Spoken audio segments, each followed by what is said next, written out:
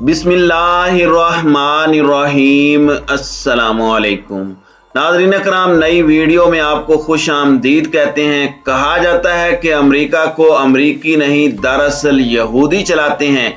यही वजह है कि अमेरिका में अमरीकी सदर, उसकी पॉलिसीज, पेंटागन, हत्ता के आर्मी चीफ और CIA के किरदार और पॉलिसियों पर भी न सिर्फ बात होती है बल्कि तनकीद तक की जाती है। अमरीकी जर्नल्स और CIA डायरेक्टर्स तक को कांग्रेस या सेनेट में तलब करके बकायदा जिरा की जाती है। लेकिन एक ऐसी लॉबी है जो अमेरिका में भी मुकद्दस गाय है। इस पर तनकीद तो दूर, मीडिया में बात तक नहीं की जाती, और वो है यहूदी लॉबी।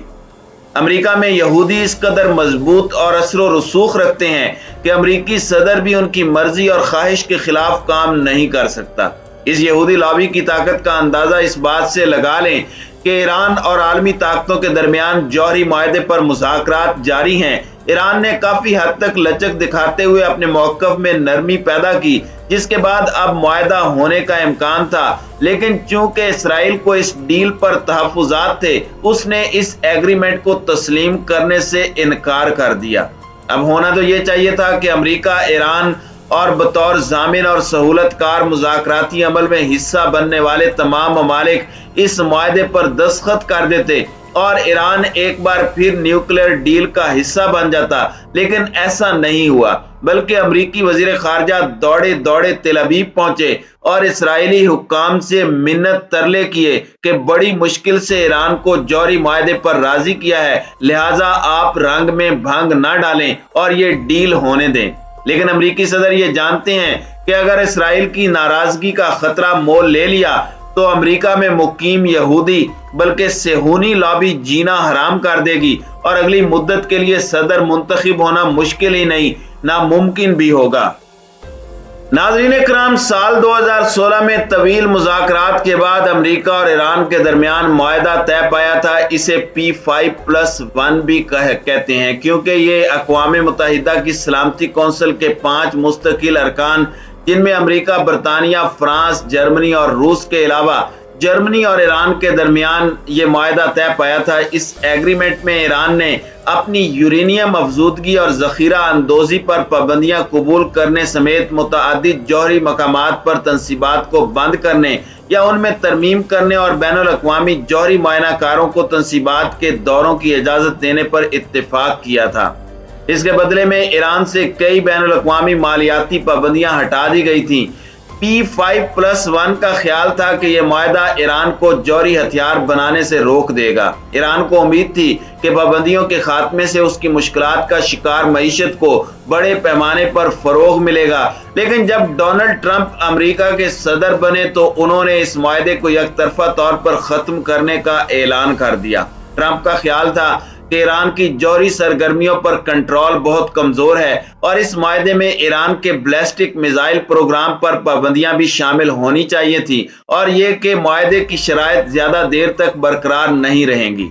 सदर ट्रंप ने मई 2018 में अमेरिका को इस मुआहदे से निकाल लिया था और ईरान पर दोबारा पाबंदियां आयद कर दी थी। इसके जवाब में ईरान ने यूरेनियम की अफजूदगी उस मुकर्रा हद से ज्यादा करना शुरू की जिसकी इस मुआहदे में इजाजत थी और बैनुल अक़वामी मुआयनाकारों के साथ अपना ताउन कम कर दिया था। इसराइल के दौरे पर मौजूद अमरीकी वजीर खारजा ने कहा है कि अमरीका और इसराइल ईरान को एटम बम बनाने से रोकने पर मुत्तफिक हैं। लेकिन इसराइली वजीर खारजा ने मीडिया के सामने मुश्तरका न्यूज कॉन्फ्रेंस में ही अमरीकी वजीर खारजा को शटअप कॉल दे दी। उन्होंने कहा कि बहाल होने वाला मुआहदा ईरानी खतरे को रोकने के लिए काफी नहीं होगा। अमरीकी वजीर खारजा ने इसराइली हम मनसब से बातचीत में कहा कि अमरीका का मानना है कि ईरान के साथ एटमी मुआहदे की बहाली ईरान के एटमी प्रोग्राम को उस डब्बे में वापस बंद करने का बेहतरीन तरीका है जिसमें वो था, लेकिन इसे बाहर निकलने का मौका मिल गया।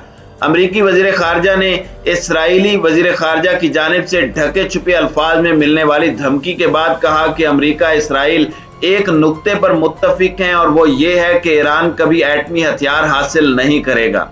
इसराइली वजीर खारजा ने एक बार फिर ईरान को ललकारते हुए कहा कि इसराइल ईरान के एटमी प्रोग्राम को रोकने के लिए कुछ भी करेगा, कुछ भी जिसके बारे में उसका मानना है कि ये करने की जरूरत है।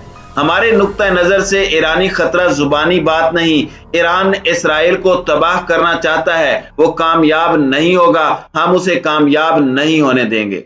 नाज़रीन इकराम, इसराइल का ये वतीरा रहा है कि वो खुद मजलूम बन जाता है और पूरी दुनिया के सामने ईरान को जाबिर और जालिम रियासत के तौर पर पेश करता है। दुनिया भर में ये पोर्ट्रेट किया जाता है कि इसराइल को ना सिर्फ ईरान बल्कि मशरिक़ वुस्ता की तमाम अरब रियासतों से खतरा है। हालांकि हकीकत यह है कि तेल अवीव के तमाम ममालिक, चाहे वो मिस्र हो, शाम हो, लुबनान हो, उर्दन हो या फिर ईरान हो, सबकी नाक में इसराइल ने दम कर रखा है। इसराइली वजीर खारजा के जारहाना रवैये को देखते हुए अमरीकी secretary of state Antony Blinken ने पैंतरा बदला और कहा कि ईरान से मुआहदा हो या ना हो, इस उसूल पर हमारा अज़म मुतज़लज़ल नहीं होगा कि ईरान कभी एटमी हथियार हासिल नहीं करेगा। हमारे लिए या हमारे इत्तेहादियों और शराकतदारों के लिए खतरा बनने की सूरत में अमेरिका ईरान के खिलाफ खड़ा होगा। और इसराइली मौक़िफ़ एक तरफ तो दूसरी जानिब ईरान ने भी अपने मुतालिबात की फहरिस्त अमेरिका के सामने रख दी है। ईरानी वजीर खारजा हुसैन अमीर अब्दुल्लाहियान ने वाजे किया है कि अमेरिका मुआहदे की बहाली के लिए पासदाराने इनकलाब और उसके इदारों पर आयद की जाने वाली आलमी पाबंदियां खत्म करे। गुज़श्ता रोज बेल्जियम की नायब वजीर आजम और वजीर खारजा सोफिया वेल्स के साथ होने वाली टेलीफोनिक गुफ्तगू में वियना मुज़ाकरात में होने वाली पेशरफ्त का जिक्र करते हुए उन्होंने कहा कि पायदार मुआहदे के लिए अमेरिका को फैसला करने की जरूरत है। इसकी पैरवी यूरोपीय यूनियन के नुमाइंदे के जरिए की जा रही है।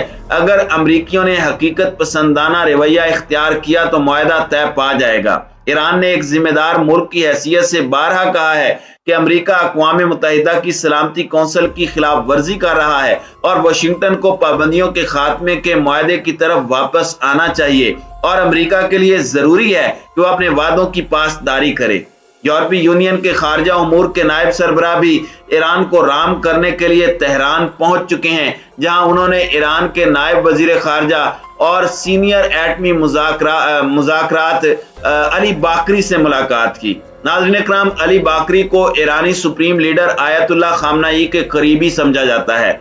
अली बाकरी ने वियना मुज़ाकरात को नतीजा खेज बनाने के लिए ईरान के संजीदा अज़म का इजहार किया। साथ ही इस बात पर जोर दिया कि अमेरिका की जानिब से हकीकत पसंदी का मुजाहरा होने की सूरत में मुआहदा तय पा सकता है। उन्होंने कहा कि वियना मुज़ाकरात के नताइज का इंतजार नहीं किया जा सकता और इक्तसादी तवानाइयों और गुंजाइशों के मद्देनजर पाबंदियों को नाकारा बनाए जाने पर तवज्जो दिए जाने की जरूरत है। अब एक तरफ तो अमेरिका ईरान को राजी करके मनाकर और बहला फुसला कर दोबारा न्यूक्लियर डील पर राजी करने और मुआहदा करने की कोशिश कर रहा है, तो वहीं इसराइल इस मुआहदे को होने से पहले ही सबोताज करने के चक्कर में लगा हुआ है।